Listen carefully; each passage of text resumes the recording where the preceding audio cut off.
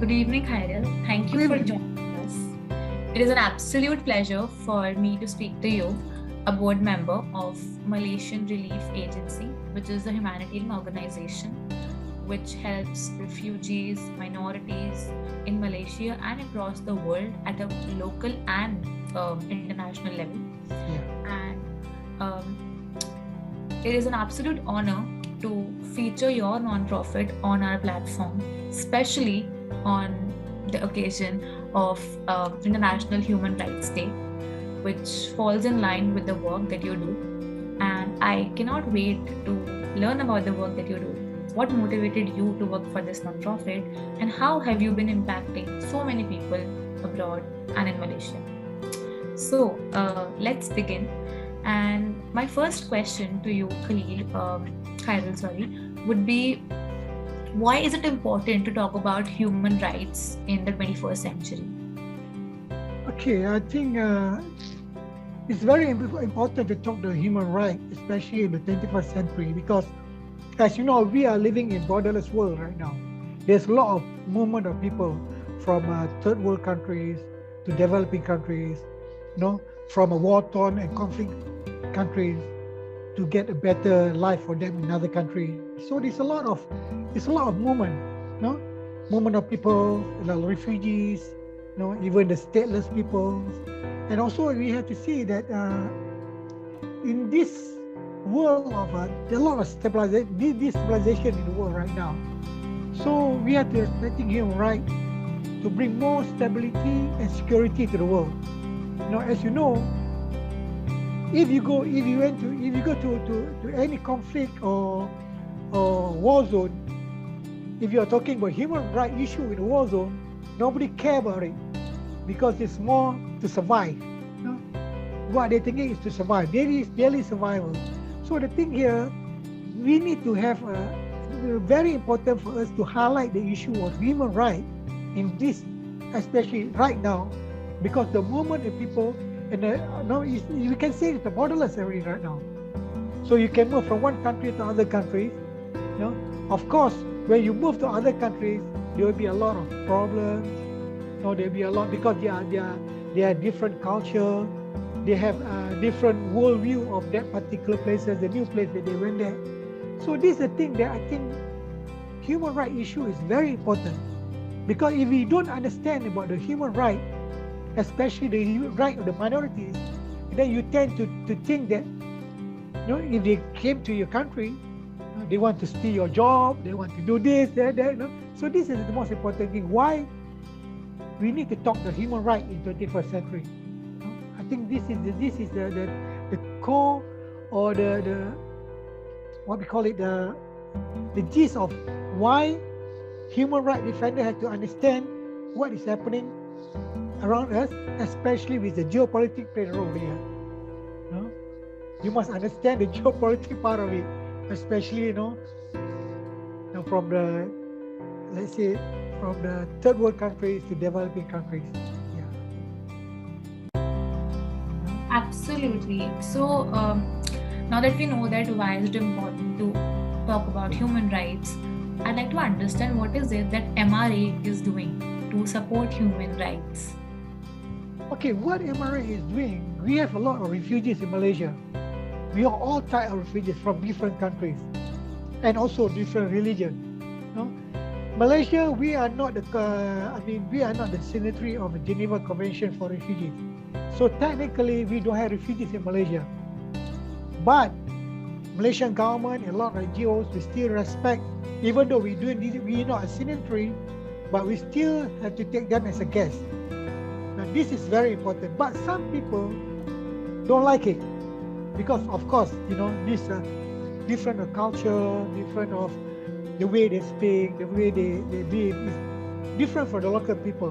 But what we are doing in MRA, we will try to assist them, especially for the children, for the women, education for the children, and also how to give them a job.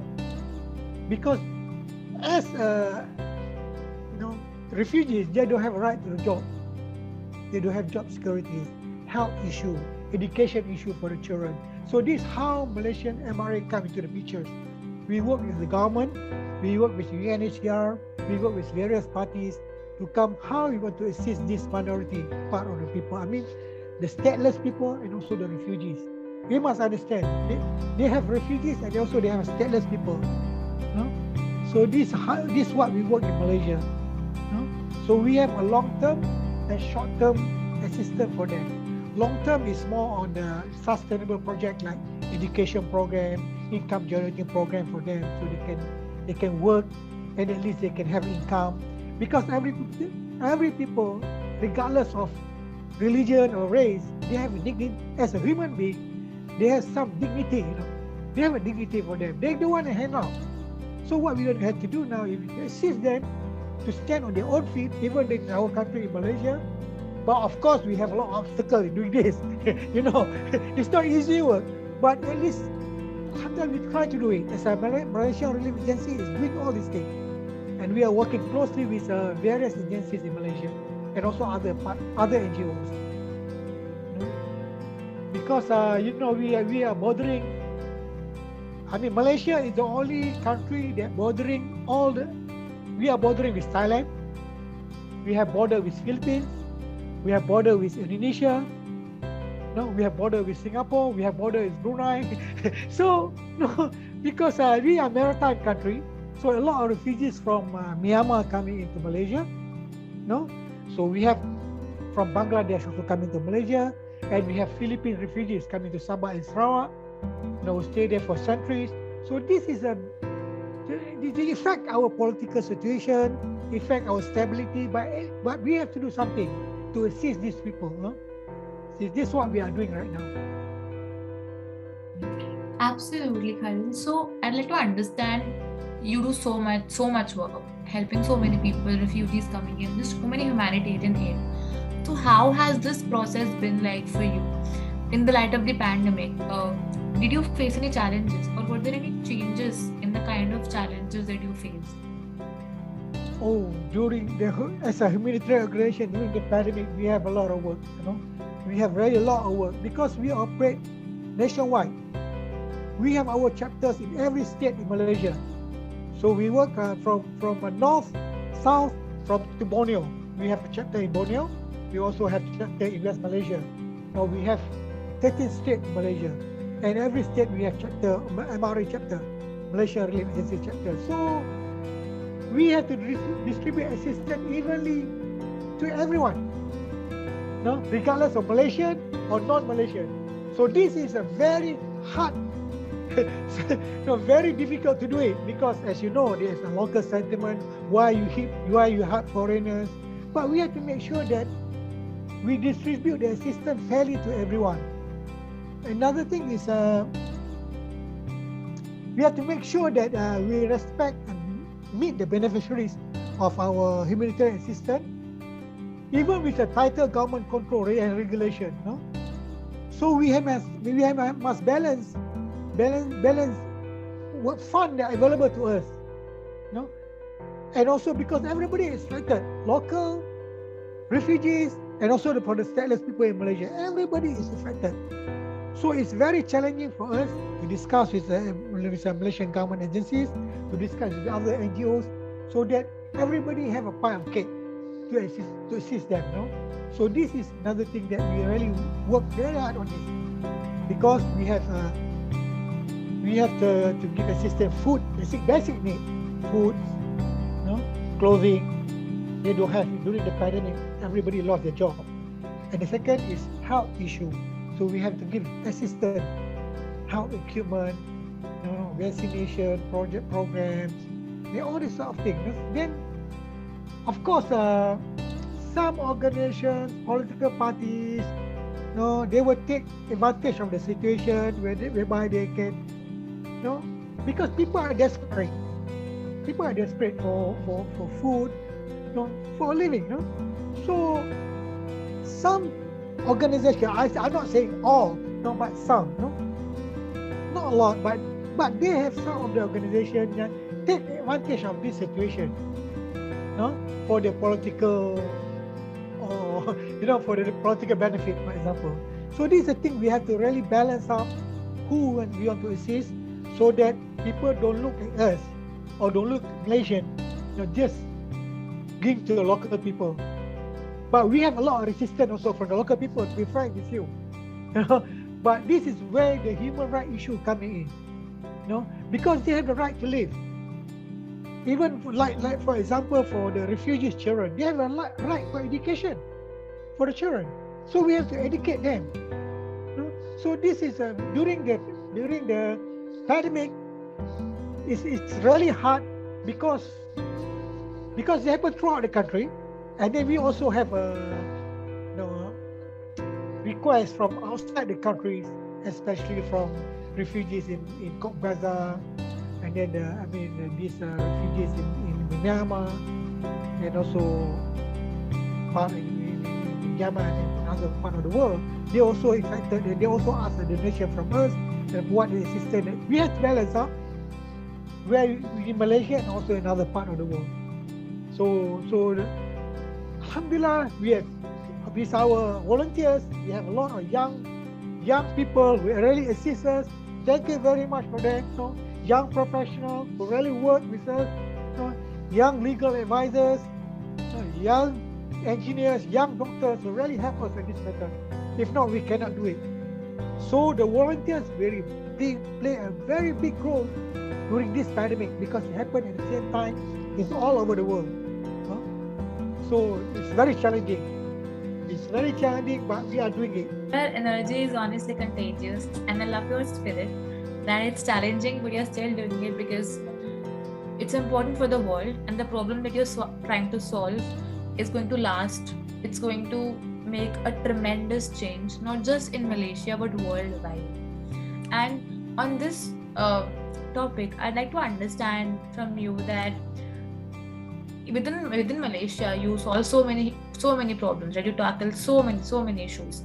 So from the perspective of your non-profit, what do you think is the difference between the kind of problems that developed countries face and the kind of problems that developing countries face from a human rights perspective?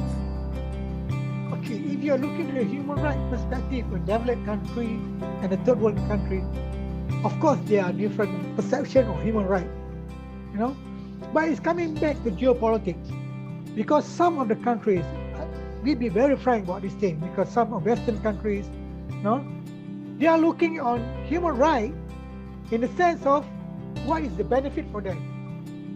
I'm not saying only the Western countries. In fact, other countries, they were looking what is the benefit for them. That's why you see there are some countries where they have a very bad record of human rights issue, but the Western keep quiet about this thing, because more on the geopolitics play the role here. So I think the human rights issue is universal, regardless of which country is it. Because even you can see in Europe, when there's certain countries, when the refugees come back, they say they don't want the refugees to come here. They will select only the refugees that the so-called professional refugees to migrate to their countries, and left the other refugees in the third world countries. So this is a thing that I think the international NGOs, international civil societies, human rights societies, have to sit down together and work out what we call the universal human right. This United Nations 30 point of universal human right. You know about that. This 30 point. If we follow it, strictly on this 30 point, the right to live, the right of religion, the right of the expression, all these things. So we cannot be selective on this human rights issue. From developing countries or from the developed countries, we must sit down and work together on human rights, regardless of religion, regardless of race, regardless of what political benefit you can get. This is the thing I think we need to really, the civil society has to play the role, because the government, they have their own political and interest on that. They have the interest. So the civil societies have to work out with their particular government, or work out among the civil societies to at least to to give the point to the government that this is what we should do. Because we are not anti-government, we want to work with the government how to solve the problem. This is the most important thing, because some government, they look CSOs and NGOs as anti-establishment. No, we are not anti-establishment. We have to work together. So I still believe like this business, CSO and the government have to work together, and then only we can see how benefit to the minorities, to give the benefit to the people who are oppressed. We have to play our own role in our own way. We cannot just say government, you have to play your own way. A CSO, we cannot do that. We have to work together. Even we have to work, local NGOs and international NGOs have to work together. Like UNHCR is working closely with us. It's very good. ICRC is working very closely with us. It's very good on that. We are working a lot with international organizations. So we did explain to them what is the local culture, what is the problem, then that's how we work together. Absolutely, and I completely agree that it is time that when government can't go beyond the national interests of their country, it is the civil societies and international organizations that should take a step forward and bring the difference that is absolutely necessary. And on this topic, I'd like for you, because you work in this amazing non-profit, I want you to talk about it from the other perspective, that you are a non-profit. How do you think that people like me, people who can potentially volunteer or contribute or donate, how is it that we can contribute to a non-profit like yours and make human rights truly universal, as you said, for everyone through volunteering initiatives? So what are some ways? There are a lot of ways. That's why in MRA itself, we have one wing that we call it a student wing. A student wing. When we train them, we train them, university students, medical students, we train them about humanitarian work. And during our training for these young people, we include the human rights issues, how you want to work, how you want to assist them. So the most important thing now is to train for young people. It's not only for the senior humanitarian workers. And also, when you volunteer a job, it's not for you itself. It's also not for the people that you assist. It's more to develop yourself, your character. I'm talking to our young humanitarian workers. You are helping others, but at the same time, you are helping your character. You build your character. You build your character. You know about what is the worldviews of the local people, what is the worldview of other people, different religions. For example, we have Aborigine people in Malaysia, deep inside the jungle. So we need to assist them, especially on their living, on their education. But of course, they are different culture. Even in Malaysia, we have different culture. We have Indian, we have Chinese, we have Malay, so all different. But in Malaysia Relief Agency, we have all the workers, humanitarian workers as a Malaysian. We have Indian, we have Chinese, we have Malay humanitarian workers. At the same time, we assist all the people, regardless of religion or race. So, you see, in Malaysia, I'm talking about in Malaysia context, if you go to assist the Indian, you have to speak some Indian. I mean, the Tamil language, especially in Malaysia, we have a lot of Tamil language. So, a lot of our volunteers know Tamil language. Even we have a Chinese volunteer who speak Chinese. So this is the thing that we as a humanitarian workers, we have to see not only to the beneficiaries, we also have to look to our volunteers, how we need to train our volunteers to see that human rights, people, all same. You have to give dignity to them. You have to respect their culture. You have to respect the way of their living. And you must find a common denominator, not to find the differences. But a lot of people, they will try to find the differences instead of finding the same No, denominator. No, for example, like me and you. No, maybe you like brandy rice. I also like brandy rice. So we can discuss about brandy rice. So we have to find the common, no, the common understanding between us. No, it's not to to differentiate between you like this. That's how we work. As per your question just now, how humanitarian workers or our volunteers, we don't call volunteers. In Malaysia Relief Agency, we don't call our volunteers. We call friends or MRA. No, all humanitarian workers are MRA because they are not volunteers. Because they know what they are doing, they are really committed. Because volunteers, you can come and go. But for them, they're really committed. We respect them. No, they have a lot of them are professional. So we call friends of MRA. No, this is the thing that our volunteers will call. This is how we do it. Alhamdulillah, slowly, I have to, sooner or later, I have to pass over to the younger generation. We need to train a younger generation of human rights defender. This is very important. No? People like you still young. No? You can still have a long way to go. No? We need type people like you. I love how you associated volunteers as friends of MRA. That's really humble of you, and it just goes on to show the spirit of MRA and just a person such as yourself.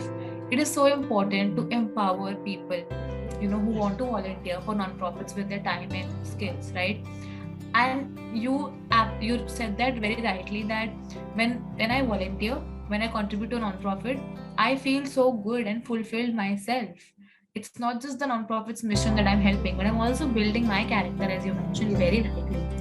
And with that, Khalil, thank you so much for giving us your time and enlightening us about what truly is it to work for human rights, and how is it that people can help your non-profit. Before we end the interview, we have a ritual. So what we do is we take a screenshot of the interview, and in that screenshot we do a gesture or a symbol or a sign which represents a non-profit or the cause that you work for. So do you have any symbol like this maybe, or this, anything? Or if you want us to hold a prop, we can do that. So just before we sign off, I would like to, our suggestion as a MRA, my suggestion, we need to have a more open discourse to create interest on every community that we live. We have to have intellectual discourse. The second one, must have a volunteer youngsters that I told you to join the humanitarian program. The third is people need to understand and realize that human right come with responsibility. That's very important. We cannot live or exist without others. You cannot live alone in this world. So these three things is very important. The first thing is we must have intellectual discourse, discuss whatever differences, and then we must have a very good youngsters, future generation like you to join a humanitarian organization, and then we must tell them that with human rights, with the volunteering, there comes responsibility. It's not just volunteering for the sake of volunteering. There must be a responsibility on that. Thank you very much for inviting us. Thank you. Thanks a lot. I really appreciate it. Hopefully we can work together in future. You can call our secretary anytime you want. In fact, we welcome for you to come to Malaysia and maybe can volunteer in some of our programs. Why not?